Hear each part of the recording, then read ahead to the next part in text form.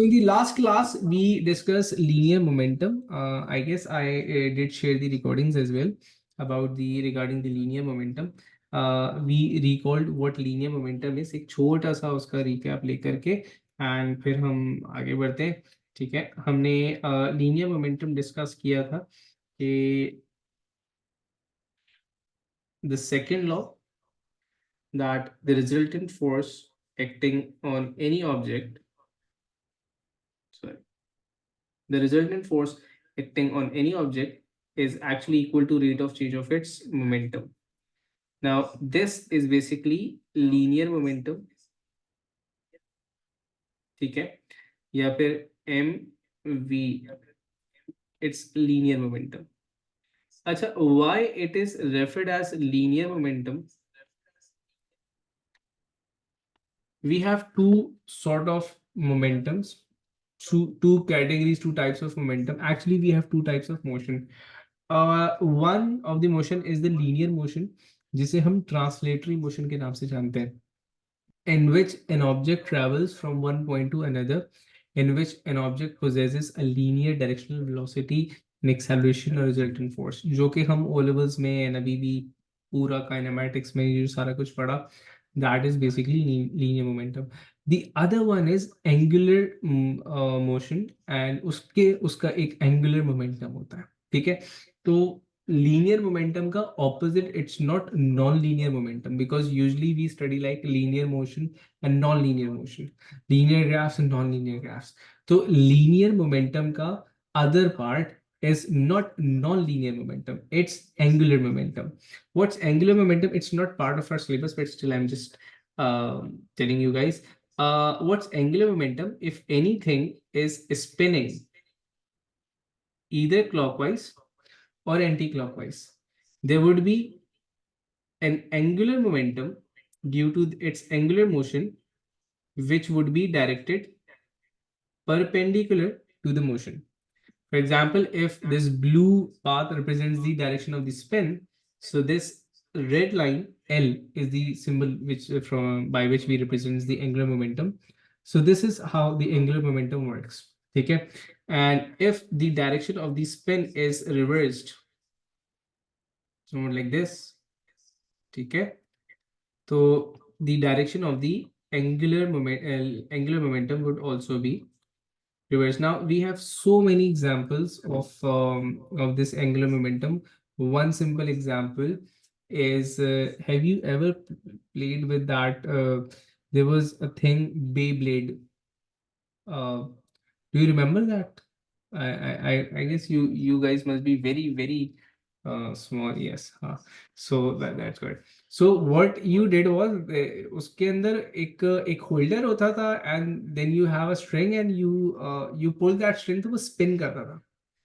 And जब वो spin करता था, तो it used to be stable on a very tiny pin. और जैसे जैसे उसकी वेलोसिटी कम होती चली जाती थी, it start to fall down gradually, और फिर जब वो रुक जाता था तो आप उसको स्टेबल नहीं कर सकते थे, मतलब वो फिर गिर जाता था डेफिनेटली ना. सही ना, हम उर्दू जबान में उसको लट्टू कहते हैं एक्चुअली, तो लट्टू की तरह, तो एक्चुअली वो लट्टू ही है, इंग्लिश में उसको बेब्लेड कह रहे हैं. सही है, तो basically that is a perfect example of angular momentum. तो सिंस वो ऐसे ऐसे घूम रहा है तेज तेज, तो उसका एंगुलर मोमेंटम ऊपर की तरफ एक्ट कर रहा है, जो कि उसको लिफ्ट करके रखता है. Same is the case with the helicopter movement. Same is the case with anything which you twist and it lifts. ठीक है, या फिर opposite direction में twist करेंगे तो it falls down gradually. So this is what happens. ठीक है, अच्छा इसका opposite motion बताऊं, इसका opposite motion बताता हूं मैं आपको. इसका opposite motion ये है, अच्छा disastrous example दे रहा हूं. तो disastrous example ये है कि कभी plane crash होता है, या कभी हेलीकॉप्टर क्रैश होता है, तो वो सीधा नहीं आता, वो घूमता हुआ आ रहा होता है. अब वहां पे रिवर्स है, because it has a momentum downward, तो उसका एक एंगुलर मोशन बन जाता है. So that is the reverse of that. So I know very disastrous example. So basically, that is the other part of the momentum. So linear momentum, जो कि हम लोग पढ़ रहे हैं, जिसकी हम लोग अभी तक बात करते हुए आ रहे हैं, that's what linear momentum is. And the other part, कभी जहन में आए कि maybe there is some sort of non-linear momentum, कि यार non-uniform momentum होगा, नहीं, linear and then we have angular. ठीक है, I really wish that angular momentum should be added to the syllabus because I really love teaching angular momentum and it's a very wonderful thing, very wonderful thing. बहरहाल, coming back to the topic, linear momentum की हमने बात की थी. Linear momentum is basically defined as product of mass and velocity. फिर हमने कहा था the change in the linear momentum is equal to the rate of change of linear momentum. ठीक है, it is equals to the resultant force. ठीक है, last class में angular has a disaster example. Yes. चले, last class में what we discuss that this T, हमने इस T को डिस्कस किया था. So this t is referred as the impact time. ठीक है, and this change in momentum is referred as the impulse. ठीक है, हमने कहा था कि this time, this impact time has a great significance. ठीक है, lesser the magnitude of the impact time, it means greater would be the magnitude of the resultant force. In certain cases, the value of impulse, the change in momentum, is fixed. For example, if if there's a ball, a bowler throws a ball and the keeper has to stop it. So अच्छा, अब वो जो ball है ना, it had a certain momentum. ठीक है, and जब उसको रोकेगा तो there would be a specific change in momentum. Let's say the ball has a mass of 250 grams and the velocity of let's say 10 meter per second. तो अगर मैं convert ना भी करूँ तो let's say it has a 2.5 newton seconds का momentum. तो अगर वो उसको रोकता है ना तो there would be a change in momentum जो 2.5 न्यूटन सेकेंड्स का होगा. 2.5 इनिशियल था एंड उससे वो अल्टीमेटली आकर के जीरो पोजीशन पे आ रहा है. तो इस इट मींस कि इंपल्स की वैल्यू जो चेंज इन मोमेंटम है ना वो फिक्स्ड है. Now the force that would be experienced by the hand of the cricketer due to the change in the momentum of the ball, that totally depends upon the impact time. If the catcher, if the keeper holds the ball with the stiff hands, he doesn't move his hand, तो मतलब जो impact time है वो बहुत sudden हो गया, there would be a sudden stop. So उसमें if this factor is decreased, तो ये वाला factor आपके पास increase हो जाएगा. The cricketer's hand would experience a greater force. This might even break its his wrist. तो अब on the other hand क्या करता है वो? This is a very common practice. Unknowingly, मतलब उनको शायद मोमेंटम की इतनी नॉलेज ना हो, लेकिन वो बॉल को कैच करेंगे एंड ग्रेजुअली बॉल के साथ हाथ को ऐसे मूव करेंगे. तो उसमें ये हो गया बॉल हाथ में आती सडनली नहीं रुकी थी, हमने उसको आहिस्ता आहिस्ता आहिस्ता आहिस्ता करके उसकी स्पीड को रोका था. तो आहिस्ता आहिस्ता करके स्पीड को रोकने से मुराद ये है कि the change in momentum is still उतना ही, कि वो उतने ही मोमेंटम के साथ आया था. अल्टीमेटली हमने उसको रोक दिया था, तो change in momentum was maximum to zero, the same magnitude. इसको बढ़ाने से ये फैक्टर कम हो गया, द फोर्स रिड्यूस्ड. ठीक है, अब इसकी हमने मल्टीपल एग्जांपल्स देखी थी. The bumpers in the cars के अंदर जो बम्पर्स होते हैं वो इम्पैक्ट टाइम को बढ़ा रहे होते हैं. आप भागते हुए जाए किसी वॉल से टकरा जाए, there would be a very small impact time, sudden brake आएगा आपके पास.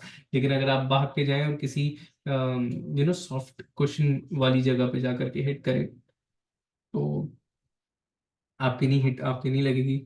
जैसे हम अगर फ्लोर पे उछलें तो दैट्स पेनफुल, लेकिन अगर हम ट्रैम्पोलिन पे उछल रहे होंगे तो that would have a different effect. या किसी फोम के ऊपर, किसी मैट्रेस के ऊपर अगर हम जंप कर रहे होंगे तो दैट्स टोटली डिफरेंट. सही है. So that's what impact time, and ये इसको हमने थोड़ा सा इन डिटेल जो है वो लास्ट क्लास में डिस्कस किया था. ठीक है. So now coming back to the most discussed, most feared and interesting topic, that is collision.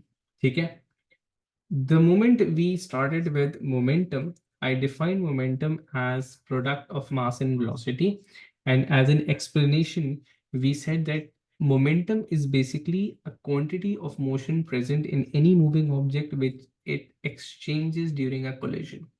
तो आज एंड अब से एक दो क्लासेस तक हम लोगों ने इस कोलिजन को समझना है कि what is collision and how does it and any object exchanges a momentum. सबसे पहले कोलिजन को समझते हैं बाय डेफिनेशंस, बाय स्टेटमेंट्स, और उसके बाद फिर उसको एनहांस वर्जन पे लेके जाएंगे. देखिए, collision is interaction, a physical interaction between a moving object and another stationary और मूविंग ऑब्जेक्ट. मतलब a moving object physically interacts with another object. Now the other object could be moving, it could be a stationary object. ठीक है?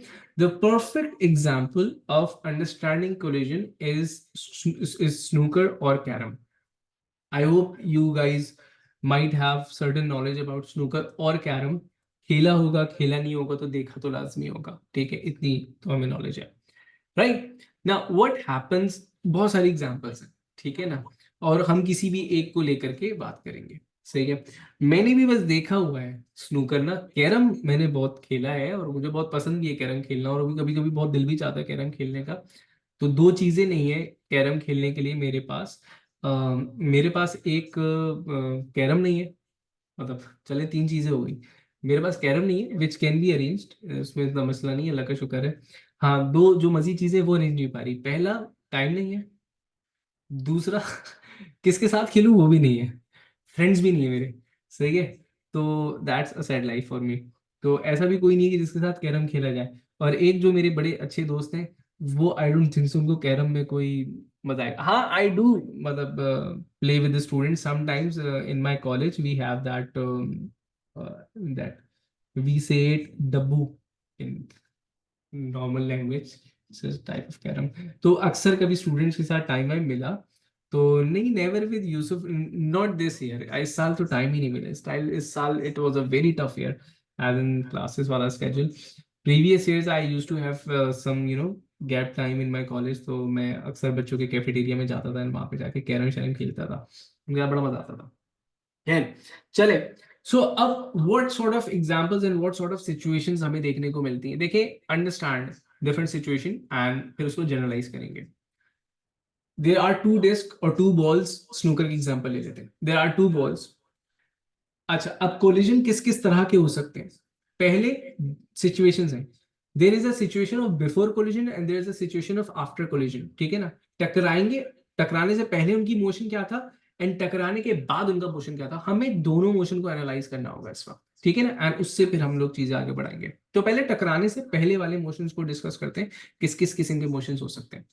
मुमकिन है, possibilities हैं that two balls were moving opposite in direction and they collide. जो कि शायद मेरी example में इस वक्त यही बना हुआ है, most common example. There is a possibility that one of the ball was stationary and other ball वो मूव होते हुए आ रही थी एंड वो हिट की एंड वो यहां चली गई. ठीक है. मतलब a moving ball collided onto the stationary ball. एक ये हो सकती थी.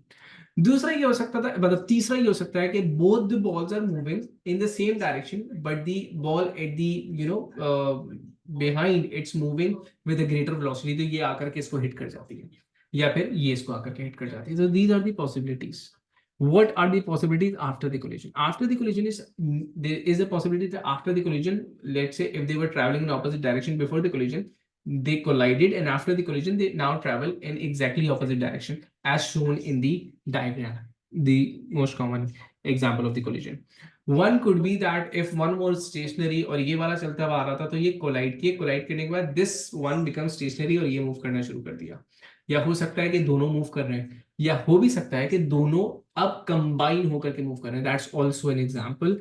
इन कैरम तो मैंने उसको ऑब्जर्व किया है कि दोनों डिस्क जो है वो अब एक कंप्लीट एक सिंगल डिस्क बन करके चल रही है. राइट. तो the generalized version is before the collision there is a possibility that both the objects are moving in the same direction, both the objects are moving in the opposite direction, one of the object is stationary and one of the object is moving. After the collision की possibilities ये हैं कि both the objects are moving in exactly opposite direction, one stop other one moves, both travels in the same direction, both travels um, by making a single body. ऐसे टकराए और टकराने के बाद एक साथ चलना शुरू हो गए. मल्टीपल collisions हैं. अब इसका एक generalised version that is law of conservation of momentum that would be applied to any of the case. कोई सा भी बिफोर एंड आफ्टर का कोलिजन होगा, उन सब के लिए we have one generalised statement. And that one generalized statement is that the law of conservation, जिसे हम कहते हैं law of conservation of linear momentum, it states that the total momentum of the system is equal to the total before the collision is equal to the total momentum of the collision after the of the system after the collision in an isolated system. या फिर मैं इसको refresh कर देता हूँ, मैं बहुत confusing statement बोल गया.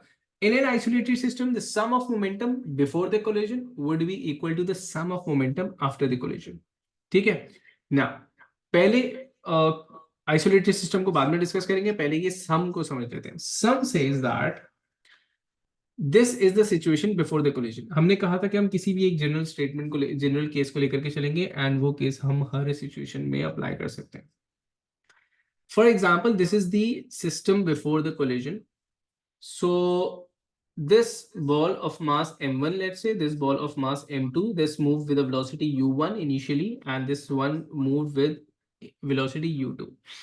The initial momentum, initial as in the momentum of the object before it collided onto the other object. The initial momentum of this ball was m1 u1, and this ball was m2 u2. Now the sum of these two would be considered as total momentum of system before collision, before they collided. अच्छा, माइनेट के according to their movement and direction minus sign वगैरह लगेगा. For example, अगर मैं इस case की बात करूंगा, जो स्पेसिफिक केस हमारे पास यहाँ बना हुआ है, ball marked 1 is traveling towards right, hence its motion is positive. The ball marked 3, the red ball is moving towards left, तो इसका मोशन इज नेगेटिव. तो अगर मैं स्पेसिफिकली इस केस के लिए टोटल मोमेंटम निकालूंगा, तो that would B m1 u1 minus plus, या इस तरह करके लिख सकता हूँ, प्लस माइनस m2 u2, या फिर मैं सिंपली लिख दूंगा m1 u1 minus m2 u2. तो यहाँ पे प्लस एक्चुअली बता रहे हैं कि वी आर एक्चुअली एडिंग, लेकिन माइनस साइन जो है वो उसकी ऑपोजिट डायरेक्शन को रिप्रेजेंट कर रहा है. ठीक है. So this is how it could be applied to any of the case.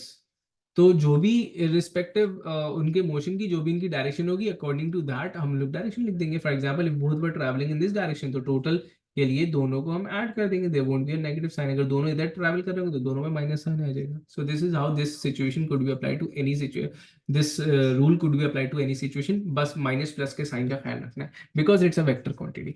अब टकरा गए. टकराने के बाद लेट्स से कि हमने कहा this ball marked 1 moved towards left with a new velocity v1, तो हम इसको फाइनल वेलोसिटी का नाम दे रहे हैं. फाइनल मोमेंटम इसका हो जाएगा m1 v1. And ball marked 3, the red ball moved opposite to its initial direction, तो पहले वो लेफ्ट पे जा रहा था, वो राइट पे जा रहा है, वेलोसिटी उसकी v2 हो गई, वेलोसिटी चेंज हो चुकी है. सो यहाँ पे अब टोटल मोमेंटम किस तरह निकलेगा, minus m1 v1. Why minus? Because it's now moving towards left. Minus क्योंकि अच्छा ऐड करना था यहाँ पे, plus m2 v2. So this is total momentum after the collision. The law says that the total sum before and the total sum after would definitely be equal to each other, no matter what is the nature of the collision. मतलब एक रुका हुआ था, दूसरा आके टकराया, दोनों चल रहे थे, दोनों ऑपोजिट थे, दोनों सेम थे, डजंट मैटर. लेकिन जो सम होगा मोमेंटम का, वो before the collision and after the collision same रहेगा. अब यहाँ पे एक और कंडीशन आई हुई है, that is isolated system. Now what does isolated system means? Isolated system में हम ये स्टेट करते हैं कि डेफिनेटली जब ये दो ऑब्जेक्ट्स कोलाइड करेंगे तो ये दोनों एक दूसरे के ऊपर फोर्स लगाएंगे according to the Newton third law. Ball mark 1 would be applying a force F1 let's say on ball mark 3, और ये इधर लगा रहा होगा F2 let's say in opposite direction. Isolated system ये स्टेट करता है कि apart from these two action reaction forces there is no other force that is being exerted or experienced by these two balls. Practically ऐसा नहीं है. Definitely जब दो objects move कर रहे होंगे, there would be air resistance also, there would be frictional forces also, there would be other forces according to the situation जो कि एक्ट कर रही होगी. कुछ सिग्निफिकेंट होंगी, कुछ इनसिग्निफिकेंट होंगी, बट हम आइडियली हर चीज को रीड करने की कोशिश करते हैं, तो हम बाकी एयर रेजिस्टेंस हो गई, फ्रिक्शनल फोर्सेस हो गई, और एनी अदर अनकंडीशनल फोर्स हम उसको इग्नोर करते हुए हम सिर्फ इतनी सी बात कह रहे हैं कि the two balls when they'll collide each other, apart from their action reaction pair वाली forces जो ये एक दूसरे को exert and experience कर रहे होंगे, उसके अलावा और कोई force नहीं लग रही. So this is what collision is. अब अच्छा, यहाँ तक I hope everything is clear. कोई ऐसा सवाल? गुड, हो गया। नाउ अब जैसे मैंने कहा था कि collision is basically the case या the example of Newton's third law and second law. It is the extension of Newton's second and third law. ठीक है ना? तो अब उस चीज को समझ रहे कि how it is extension of Newton's third and second law. देखें जिस वक्त वो टकराएंगे, ठीक है, तो टकरा कर जैसे अभी हमने डिस्कस किया वो एक दूसरे के ऊपर फोर्स लगाएंगे, ठीक है। तो लेट्स से कि इसने फोर्स लगाई F1 और इसने फोर्स लगाई F2। According to Newton's third law both the forces would be equal, ठीक है। F1 would be equal to F2 and they would be opposite. तो अगर F1 इज पॉजिटिव तो F2 जो होगी वो आपके पास नेगेटिव होगी, ठीक है। अच्छा, अब according to the second law, this force is basically equal to the rate of change of momentum, ठीक है। तो F1 को मैंने कहा F1 जो फोर्स लग रही है और जो एक्सपीरियंस वो कर रहा होगा that would be equal to the rate of change of momentum of mass 1 and F2 पे जो फोर्स लग रही है it is the force experienced or exerted by mass 2, तो that would be equal to the rate of change of momentum of mass 2। अब इस rate of change of momentum में जो चेंज इन मोमेंटम है वो एक इसका आ गया, एक इसका आ गया, एंड टाइम जो है वो इम्पैक्ट टाइम है, the time during which the two colliding objects were in contact with each other and definitely it is same for both of them. Definitely दोनों अगर टकरा के ऐसे वापस जा रहे हैं तो the time during which they were in contact वो दोनों के लिए सेम है, तो we can simply cancel it out. तो इम्पैक्ट टाइम यहाँ पे कैंसिल आउट हो गया, ठीक है। तो यहां से I get a conclusion that the change in momentum experienced by this would be equal to the change in momentum experienced by the second object. सही है ना? अब यहां से एक बात को हम समझते हैं कि जब एक बात हमने कही थी कि the momentum is a quantity of motion which it exchanges। अब exchanges से क्या मराद है? Is it actually transferring some sort of energy? It is transferring some sort of energy, वो तो एक अलग बात है। लेकिन जिस तरह एनर्जी ट्रांसफर होती है क्या ये मोमेंटम ट्रांसफर कर रहा है? Actually we'll actually use the word of momentum transfer, ठीक है। तो अब इस बात का क्या मतलब है ट्रांसफर कर रहा है? इस momentum transferable object, transferable quantity नहीं, जितना चेंज इसमें आ रहा है उतना चेंज इसमें आ रहा है। मतलब अगर P1 का मैग्नीट्यूड इज रिड्यूसिंग तो इसका मैग्नीट्यूड वुड बी इंक्रीजिंग। तो जितना इसने डिक्रीज एक्सपीरियंस किया उतना इसने इंक्रीज एक्सपीरियंस किया, ठीक है। सो इसको हम बोलते हैं जनाब मोमेंटम ट्रांसफर हो गया। तो लेट्स से कि इसके अंदर 50 न्यूटन सेकेंड्स का मोमेंटम का रिड्यूस आया, इसने इंक्रीज, इसमें इंक्रीज आया होगा 15 न्यूटन सेकेंड्स का। तो हम ये बोलते हैं the momentum lost over here is gained over here. तो सिंपली मैं बोलूंगा the momentum is being transferred. Similarly अगर इसने रिड्यूस किया होता तो इसने गेन किया होता, ठीक है। एंड नेगेटिव साइन ये बात शो नहीं कर रहा, नेगेटिव साइन कुछ और बात शो कर रहा है। नेगेटिव साइन ये बात शो कर रहा है द चेंज इन मोमेंटम इसके अंदर जिस डायरेक्शन में आएगा इससे के ऑपोजिट आ रहा होगा ऑन द अदर ऑब्जेक्ट। किस तरह? लेट्स से इसका मोमेंटम पहले इस डायरेक्शन में था एंड वो अब जा रहा है टुवर्ड्स राइट टू लेफ्ट। तो ये जो दूसरी वाली ऑब्जेक्ट है ना इसमें जा रहा है लेफ्ट टू राइट। तो चेंज इन मोमेंटम जिस तरह फोर्सेस की डायरेक्शन इन्वॉल्व है कि उसमें जो चेंज इन फोर्स आया था, जो फोर्स एक्सपीरियंस आया था ऑपोजिट डायरेक्शन में आ रहा है, तो इसी तरह चेंज इन मोमेंटम भी ऑपोजिट डायरेक्शन में आ रहा होगा। The force it would experience would be opposite in direction, ठीक है। तो दोनों को अलग अलग डायरेक्शन के अंदर फोर्स लग रही है। आप जाकर के किसी से टकरा जाएं तो आप अगर उसे इन फॉरवर्ड डायरेक्शन फोर्स लगा रहे हैं तो आप खुद in a backward direction force experience कर रहे होंगे। So the forces and the change in momentum would be in opposite direction। For example, अगर आप गिरते हैं टकराने के बाद तो जिससे आप टकराए थे वो आगे की तरफ गिरेगा एंड आप खुद पीछे की तरफ गिर रहे होंगे। तो इसका मतलब कि आपकी जो वेलोसिटी के अंदर चेंज आया था वो ऑपोजिट डायरेक्शन के अंदर है। अरे समझ में, आप गिरते भी नहीं तो आपको एक पुशिंग फोर्स मिलेगी। तो basically that is what opposite direction and exchange in momentum is, ठीक है। अब यहीं से इसी मैथमेटिक्स को आगे लेकर के चलते हैं towards law of conservation of momentum की एग्जैक्ट मैथमेटिकल फॉर्म। और वो मैथमेटिकल फॉर्म हम हर जगह अप्लाई करेंगे थ्रू आउट दी कोलिजन, जितनी हम कोलिजन के टॉपिक्स यहाँ पे पढ़े होंगे।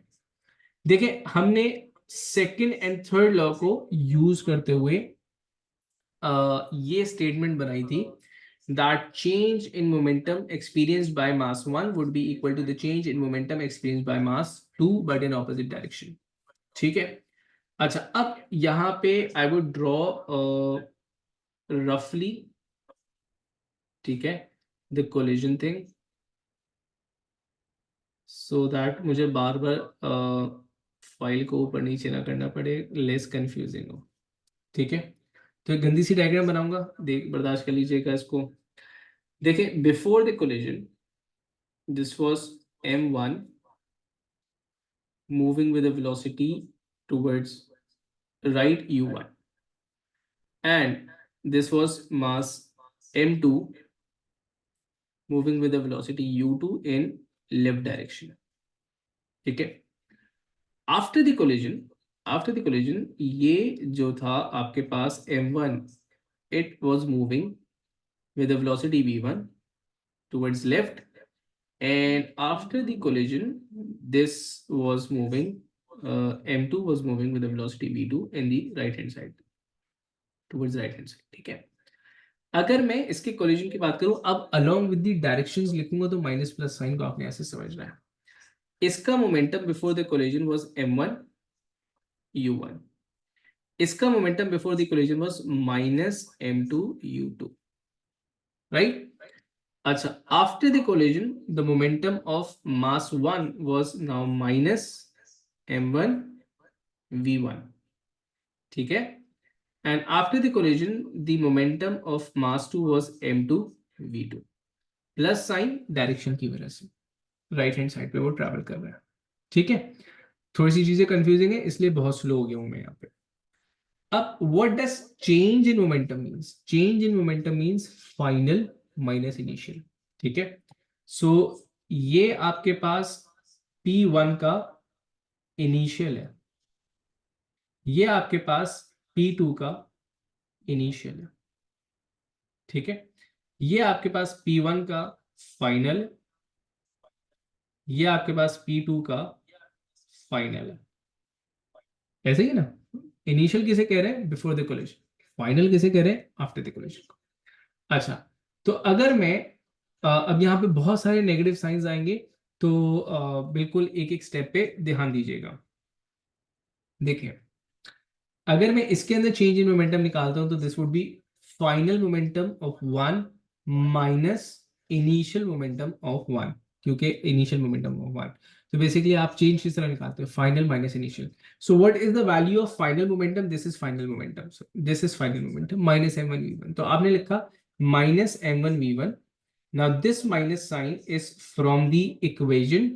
This minus sign is from the direction. ठीक है. तो minus m1 v1 minus m1 u1, तो मतलब दिस माइनस दिस. ये हो गया चेंज इन मोमेंटम पहले का. चेंज इन मोमेंटम दूसरे का निकालो. फाइनल. अच्छा, ये वाला माइनस साइन, ये थर्ड लॉ वाला माइनस साइन है, तो ये एज इट इज यहाँ पे रहा. ठीक है ना. अब ये सारा काम हम ब्रैकेट के अंदर कर रहे होंगे. तो final minus initial, final is plus m2 v2, तो plus m2 v2 minus initial, initial is minus m2 v2 minus m2 u2. तो फाइनल माइनस इनिशियल, इनिशियल में आ गया. अब माइनस साइंस की क्लैरिफिकेशन देखिएगा. इसको मैंने माइनस माइनस प्लस किया था और उसके बाद ये बाहर वाला माइनस दोबारा अंदर आकर के मल्टीप्लाई हो गया था, तो ये भी माइनस हो गया और ये भी माइनस हो गया. ठीक है ना. सारे माइनस साइंस को हमने मल्टीप्लाई कर दिया अंदर. तो आपके पास स्टेटमेंट बनी minus m1 v1 minus m1 u1 is equal to minus m2 v2 minus m2 u2. ठीक है. ये आपके पास चेंज इन मोमेंटम पहले का और ये चेंज इन मोमेंटम दूसरे का आ रहा है. अब हमने क्या करना है?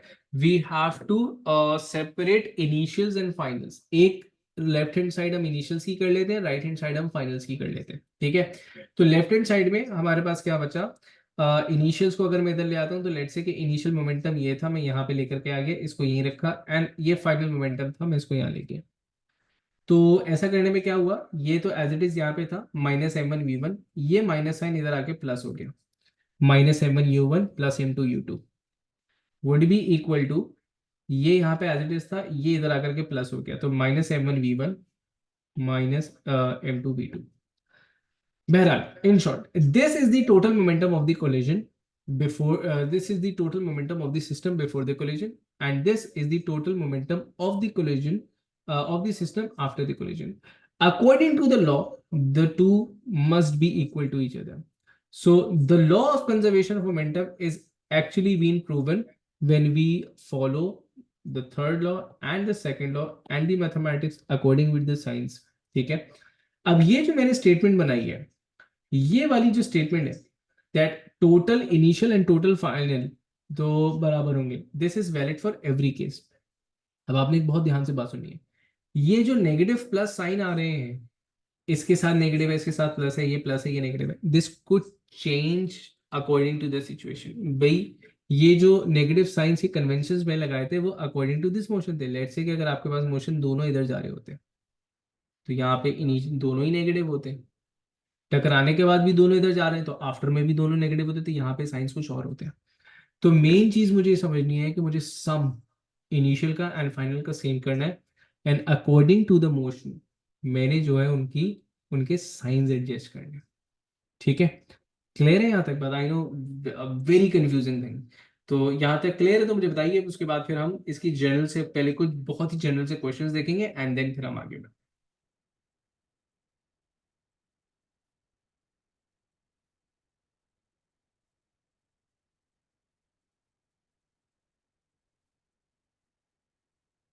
क्लियर यहाँ तक?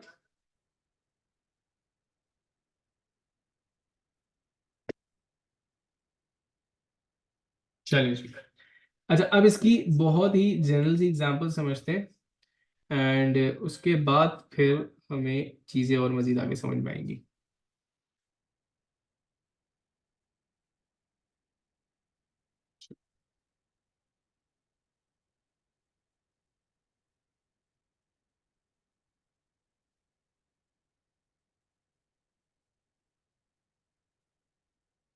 चलिए, सिचुएशन इज के if there are two objects, ठीक है ना, one of mass 2 kg, another one of mass 3 kg, ठीक है। the 2 kg mass is moving towards right with a velocity of 15 meter per second. The 3 kg mass is moving towards left with a velocity of 4 meters per second. They collide onto each other, and after the collision, the 2 kg mass move towards right, towards left with a velocity of 2 meter per second, and the 3 kg mass is moving somewhere towards left or right with a certain velocity, and we are supposed to find out that certain velocity. ठीक है, अब certain velocity का magnitude भी पता चल जाएगा and direction का अंदाजा होगा विद द पॉजिटिव और नेगेटिव साइन जो भी आंसर में आता है। ठीक है, तो लेट्स से कि इस साइन को भी हटा देते हैं कि we don't know where the velocity is. हो सकता है वो राइट पे ही जा रहा हो और लेफ्ट पे ही जा रहा हो, even after the collision, that's also possible. And हो सकता है कि वो बैकवर्ड जा रहा हो। ठीक है ना, तो हम क्या करेंगे, अब यहां से सीख रहे हैं how to apply conservation of momentum. तो according to the conservation of momentum, this is how हमने तमाम सवाल सॉल्व करने। कंजर्वेशन ऑफ मोमेंटम कैसे लगेगा, वो कहते हैं momentum before is equals to momentum after the collision. ठीक है, अच्छा अब बिफोर वाली सिचुएशन देखिए। बिफोर में I start with this then this and after में ये और ये रहेगा। ठीक है, this is my mass 1, this is mass 2, mass 1 and mass 2। ठीक है, इस रखेगा। तो आपके पास मास 1 का मोमेंटम दिस इज 2 इंटू 5, सम करना है 3 इंटू -4। ठीक है, आप इसको इतना लंबा नहीं करेंगे, आप सीधा सीधा इसको माइनस साइन सेंटर में लगाएंगे, लेकिन because it's the first one तो मैं इस तरह हमेशा से, जैसे मैंने कहा, मैं फर्स्ट वन को थोड़ा सा इस तरह समझाता हूँ। उसके बाद we have 2 kg mass after the collision, it move towards the velocity -2, direction change हो गई है उसकी, प्लस अब यहाँ पे कुछ नहीं पता तो मैं इसे प्लस रखा, 3 into we that is 3v। सही है, definitely when you will be practicing तो आप इसको डायरेक्टली स्टार्ट करेंगे जनाब के this is 10 minus this is 12। ठीक है, and this is -4, this is +3v। ये हो गया आपके पास -2। -2 में ये 4 जब इधर आ जाएगा सो दिस वुड बी +4 और ये हो जाएगा आपके पास 3v, तो this becomes 2 3v and v की जो वैल्यू आपके पास आ रही है दैट इज 2/3। ठीक है, 2/3 का मतलब है 0.06। तो इसका मतलब है कि अच्छा, आंसर में देखो कुछ नहीं आया तो मतलब प्लस साइन आया है। प्लस साइन आने का मतलब ये है कि ये जो ऑब्जेक्ट है वो इधर जा रहा था एंड इसकी वेलोसिटी का जो मैग्नीट्यूड है that is 2/3 meters per second. ठीक है, so this is how conservation of momentum is applied to any of the collision. Clear हुई बात? चले, आसान है ना, बस इनिशियल एक्सप्लेनेशन थोड़ी सी टफ है। अच्छा, अब एक चीज बड़ी डिफरेंट आती है, बाकी तो सारे एक जैसे ही रहेंगे। अब ना बस देखें, दिस इज दी बेस। ठीक है ना, ये जो आपने देखा ये चीज, दिस इज दी बेस। ठीक है ना, no matter how the collision is, no matter how the collision is, कैसा भी हो, किसी भी टाइप का हो। टाइप क्या हो, टाइप्स अभी तक हमने डिस्कस नहीं किए, अभी हम करेंगे। अभी तो नहीं कर पाएंगे, प्रोबेबली नेक्स्ट क्लास में ही करेंगे। तो अगर बस आपने बेस को समझना है, this base would be apply to any situation. अब एनी सिचुएशन में से किसी एक सिचुएशन को मैं यहाँ पे ऐड कर रहा हूं। वो सिचुएशन क्या है, व्हाट इफ द ऑब्जेक्ट्स जो है वो आपके पास they stick together after the collision.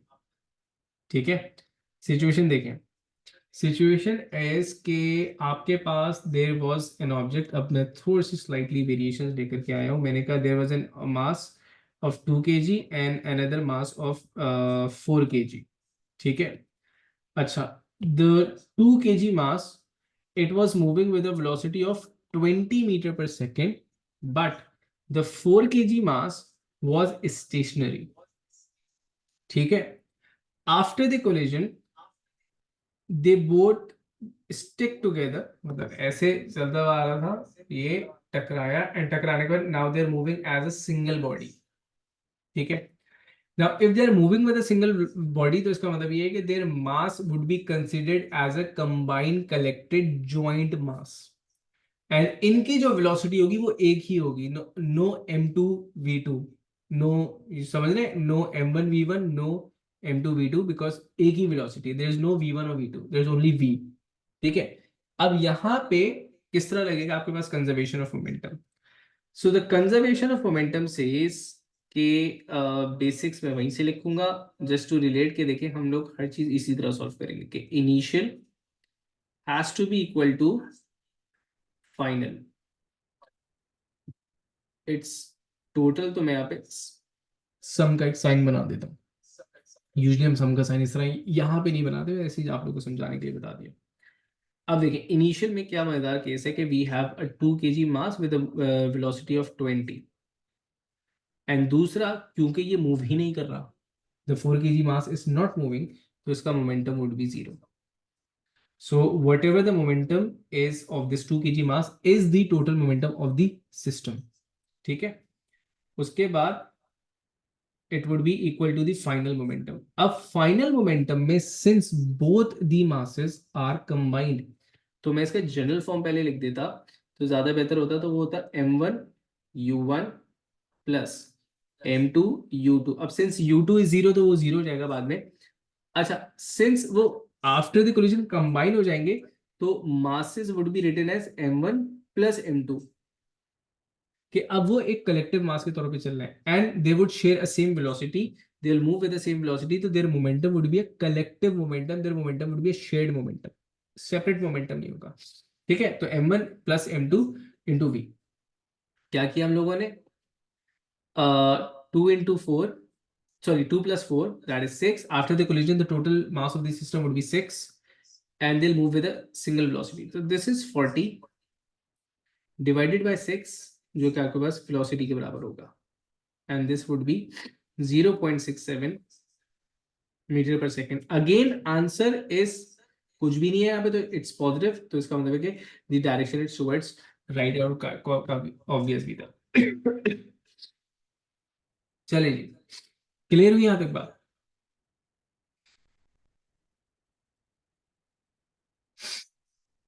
चले, so this is what change in momentum, this is what collision is in general. ठीक है, अब upcoming lecture, that is today was Wednesday, so definitely we are having a lecture tomorrow inshallah. ठीक है, at the same time. ठीक है, तो tomorrow we'll be discussing